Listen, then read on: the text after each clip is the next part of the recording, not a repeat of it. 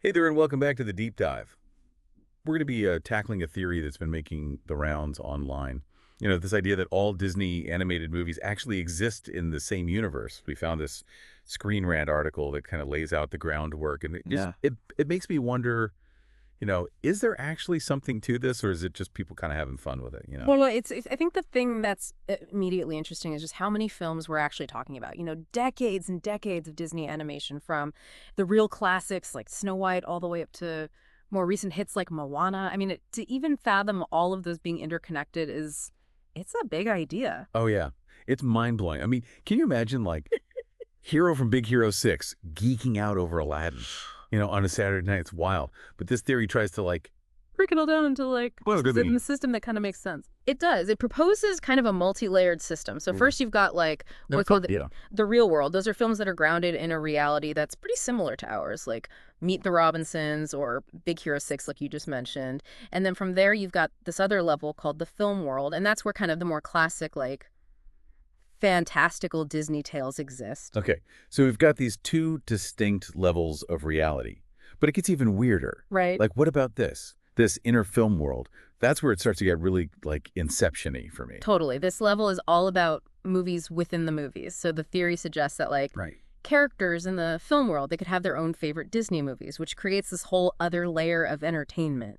And to tie it all together, there's this concept of the Disney Matrix, similar to what you see in, like, the Kingdom Hearts games. It's this force that's kind of operating behind the scenes, almost trying to, like, shake these stories into, like... Perfect fairy tale world. Okay, so we've got these layers of reality, all linked by this potentially super powerful Disney Matrix. But how does this theory actually try to, like, back any of this up? Is it all just speculation, or is there anything more concrete? Well, that's where these Easter eggs come in. All those little nods and hidden details and references you find scattered throughout the films. That's what this whole theory really hinges on.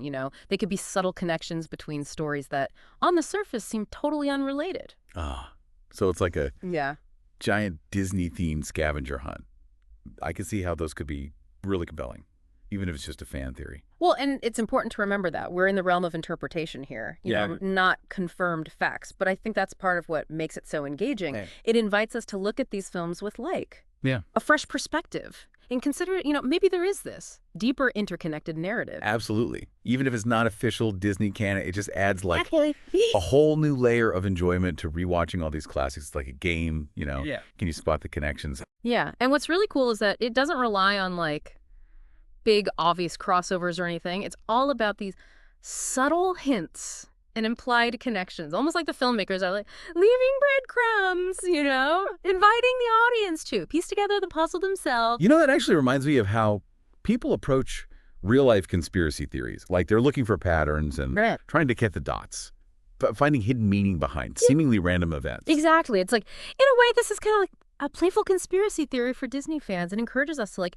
look beyond the surface and entertain the possibility that maybe there's this grand interconnected universe orchestrated by this mysterious Disney Matrix. Okay. So, dear listener, we're putting you on the hot seat now. We want you to think about your favorite Disney movies through this new lens. Do any potential connections jump out at you? Are there any hidden details that suddenly make more sense in this grand scheme? Like, take Aladdin, for example. In the Cave of Wonders, there's that treasure trove of items, including a certain lamp. That looks awfully familiar. Could it be? The very same lamp from Brave. It's fun to think about. All right, so let's, like, dive into some of these Easter eggs that kind of fuel this whole theory. The Screen Rant article highlights a really interesting one from Lilo and Stitch. Oh, Lilo and Stitch, what did they find? Well, in one scene, you can actually spot a poster for Mulan hanging on Nani's wall. It's a super subtle detail. You could easily miss it if you're not really paying attention. Really? I don't think I've ever noticed that. I'm going to have to rewatch it now. Exactly. And according to this theory, that little detail suggests that Mulan exists as a film within the world of Lilo and Stitch. It's like, it opens up this whole possibility that the characters we love are watching the same Disney movies we are. That's so cool. Like, I love the idea of Lilo and Stitch having their own movie nights. Arguing over popcorn. Who gets to pick the next film? Totally. Maybe Stitch has a secret soft spot for Bambi. Yeah, that's a fun thought. And that's just one example. The article points to a bunch of other potential Easter eggs that could link different Disney films together. Like, for instance, in Tangled, you can see a spinning wheel that looks awfully familiar. Oh, I bet it's someone from Sleeping Beauty. You got it.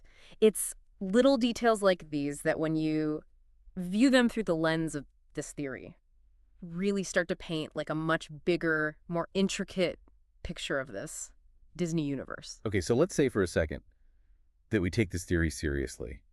What are the implications of these connections? Like, what does it actually mean for the characters in the stories? That's where things get really intriguing. If all these films are connected, it starts to raise questions about the nature of the Disney Matrix itself. Like, is it a conscious force actively shaping these narratives? Is it benevolent, or does it have a darker side? Whoa. Okay, so we're saying that characters like Ariel or Simba might just be pawns in this grand cosmic game, orchestrated by the Disney Matrix. Do they even have free will? I mean, those are the kinds of questions that the theory doesn't really explicitly answer, but it definitely makes you think more critically about the stories you're watching. Yeah. And it also makes you appreciate the attention to detail that goes into these movies. Even if the filmmakers weren't intentionally creating this interconnected universe, the fact that we can find these connections and build these theories is pretty amazing. I totally agree. I think that's part of what makes this theory so appealing. It encourages us to engage with these films on like a deeper, more analytical level. Yeah, we become like detectives. Yeah. Searching for clues, piecing together the puzzle of this grand Disney universe. And the best part is there's no right or wrong answer. It's all up for interpretation. Exactly. And even if you don't buy into the theory completely, it's hard to deny the fun of exploring these possibilities. Yeah. It makes me want to go back and rewatch all my favorite Disney movies now, just to see if I missed any crucial details. That's the spirit. Who knows, you might find a connection that even the Screen Rant article missed. Challenge accepted. But before I get lost in a Disney movie marathon, you mentioned something earlier about like the scope of this theory. Like, could it go even further than just the animated movies? That's a great question. It's one that a lot of Disney fans have been debating. What if the live-action movies are part of this too? I mean, think about all the remakes that have been coming out lately. Could they be weaving in their own Easter eggs, linking them back to the animated classics? My mind is officially blown. This is getting bigger than I ever imagined. But before we get too carried away, shouldn't we focus on the evidence presented in the article? Like they were specifically looking at animated films. Yeah, you're right. It's important to stay grounded. But I do think it's worth acknowledging that this theory has definitely sparked a much broader conversation, with a lot of fans wanting to expand it to the live-action realm as well. I guess that's the beauty of a good fan theory. It can evolve and expand over time as people discover new connections. Exactly. It becomes this collaborative effort. It's really cool to see how these theories take on the life of their own. But for now, let's bring it back to the animated films, see what other fascinating connections we can uncover. Sounds good to me. Let's keep digging and see what other secrets this Disney universe holds. It's funny, as we've been talking about these Easter eggs and like potential connections, it's made me realize this theory is about more than just spotting hidden objects or references. It's really about understanding the deeper themes and narratives that tie these films together. Yeah, I mean, it's not just about a Mulan poster showing up in Lilo and Stitch. It's about recognizing how those stories might actually resonate with each other on a thematic level. There's a richness there that goes beyond those surface details. Right, so it's less about concrete proof and more about finding those subtle echoes and connections that add these layers of meaning to the films. Exactly. Think about the theme of self-discovery that runs through so many Disney films. Ariel yearning for a life beyond the sea, Simba embracing his destiny as king, Moana venturing out on the ocean to find her people.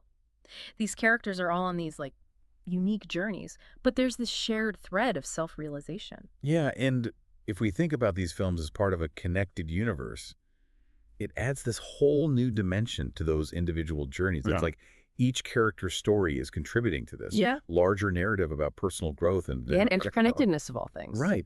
It suggests that those individual stories are maybe not so isolated after all. And it's not just about the heroes either. The theory also hints at connections between the villain and the obstacles that they represent. Like think about the recurring themes of deception, manipulation, the struggle for power. You see that in films like The Lion King, Aladdin, The Little Mermaid. Oh, that's a good point. So Scar betraying Mufasa could be seen as is a reflection of Jafar trying to overthrow the Sultan, or Ursula manipulating Ariel. It's like these villains are all playing a part in this larger cosmic drama. Yeah, and if the Disney Matrix is really striving to create this perfect fairy tale world, then these villains represent the forces that threaten to disrupt that harmony. you know? They're the chaos factor. I'm getting chills. It's like it reframes these films as this epic battle between good and evil, playing out across generations of storytelling. And that's the magic of a good fan theory, isn't it? It takes something so familiar and turns it on its head, revealing all these hidden depths and connections that you might never have considered before. Totally. We may never know for sure if this Disney Universe theory is true, in the literal sense, but it's given us so much to think about. Exactly. It speaks to the power of these stories and how they continue to resonate with audiences and make us want to engage with them on a deeper level. So, dear listener, as we wrap up our deep dive into this mind-bending theory, we encourage you to keep exploring, keep questioning, and most importantly, keep those Disney movies rolling. You never know what other connections you might find. And as you're rewatching those classic films, consider this.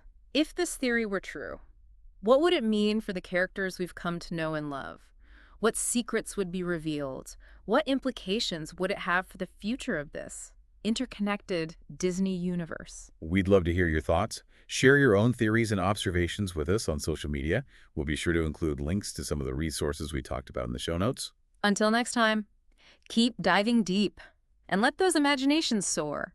There's a whole world of possibilities out there. And may the Disney Matrix be with you.